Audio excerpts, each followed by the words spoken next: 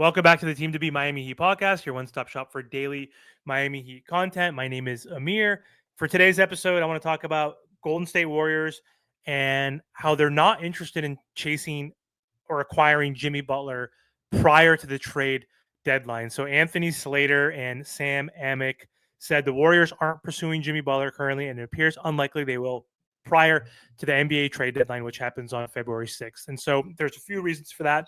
And one of the reasons is they do like Jimmy Butler. They've had interest in Jimmy Butler. There's conversations this offseason in the summertime when Jimmy Butler didn't get his contract extension that the Warriors did talk to the Miami Heat to see if he would be available. He wasn't at the time.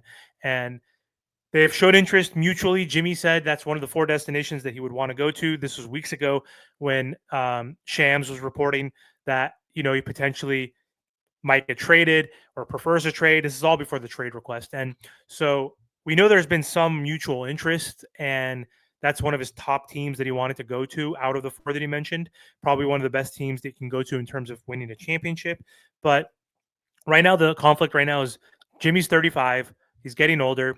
He wants that max money, and he's on an essentially expiring contract.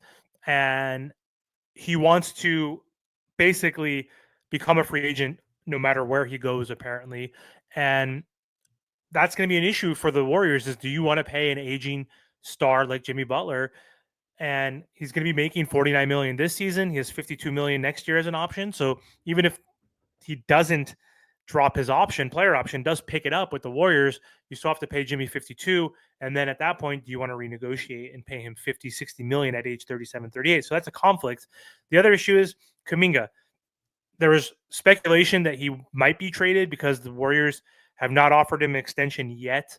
He wants a max offer. The Warriors are not sure if they're going to give him one. Maybe that can change.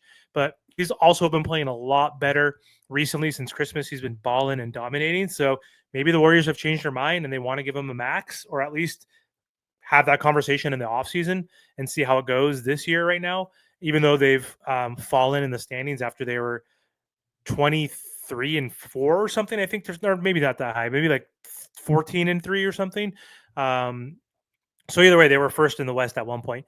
But either way, they don't want to trade him or Wiggins, their top 2 wing players, their 2 best defenders. Wiggins is probably their best defender and point of attack defender. He's been shooting over 40% from 3, 16 points per game. He's been solid. And Kuminga, he's been solid also, averaging around 17 points per game. So they don't want to get rid of that prototype and those 2 players specifically. So there's no real package they can offer without putting in Wiggins in that deal. They don't have enough contracts. They can't add Schroeder. It's going to be hard for them to make the money work. So the contract to get to $49 million is going to be tough. They would have to deplete basically like 6 players in their rotation to acquire Jimmy, which wouldn't make sense for the Warriors. So I understand things can change.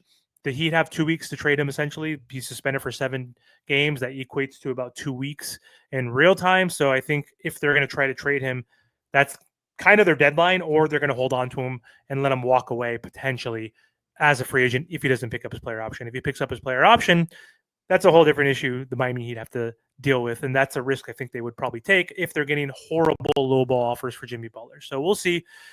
Things can change in the next week or so for the Warriors. Things can change for other teams in general that might be interested. Maybe the Nuggets come out of nowhere and maybe someone else from the East. Who knows? But I totally understand where the Warriors are coming from. I don't think it makes total sense to trade unless they change their mind and want to give up Wiggins. Maybe they can find a deal where they keep Kuminga and they give the Miami Heat maybe 2 first-round picks, Wiggins, and some filler, maybe like Looney and whoever else.